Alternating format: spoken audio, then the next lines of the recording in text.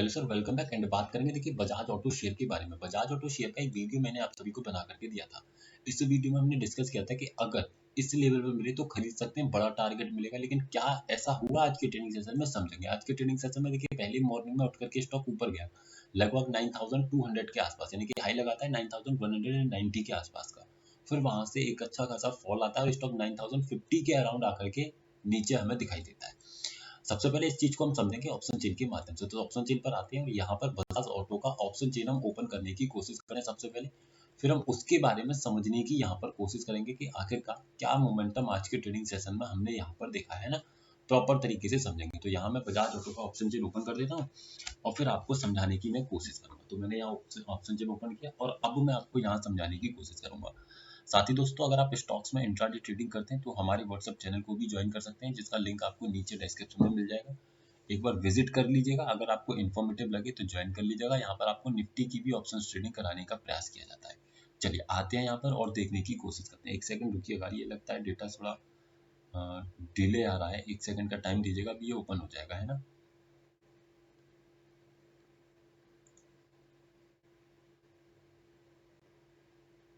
चलिए हो गया। अब यहाँ पर देखिए क्या देखने को मिल रहा है। यहाँ पर मुझे देखने को मिल रहा है कि मेरा जो सपोर्ट बना हुआ है वो 9000 पर है, रेजिस्टेंस है मेरा 9500 पर। तो ऐसे केस में स्टॉक के अंदर मोमेंटम कितना हो गया, 500 पॉइंट्स का एक मूव स्टॉक में दिखाई दिया। अब इसको हम समझेंगे कि इस मोमेंटम को छोटा कैसे बनाया जाए।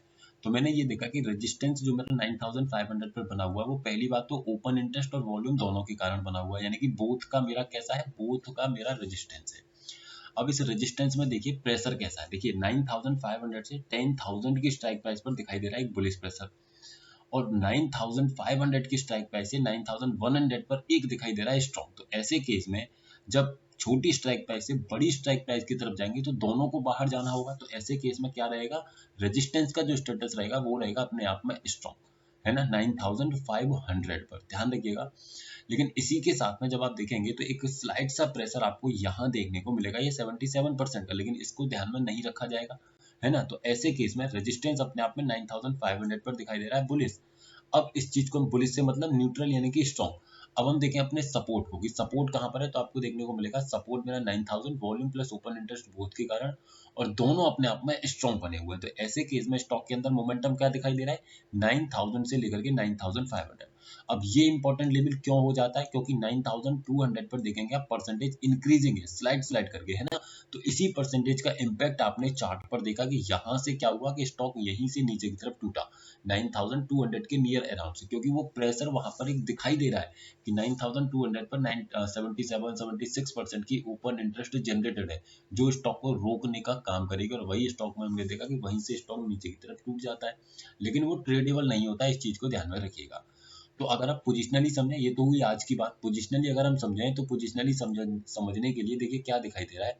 सिंपल सा एक फंडा समझ लीजिएगा, जो 9000 का बॉटम जो दिखाई दे रहा है वो अपने आप में एक बढ़िया बॉटम है, यानी कि अगर स्टॉक नीचे की तरफ टूटा है तो ये प्लस पॉइंट है कि स्टॉक और थोड़ा सा नीचे टूट जाए तो वहां से एक अच्छी बाइंग की जा सकती है स्टॉक में, जो स्टॉक को कहीं ना कहीं ऊपर एटलीस्ट 9200 और 9500 तक के लेवल्स दिखाने में सक्सेस रहेगी, है ना। तो आप इस चीज को समझिएगा।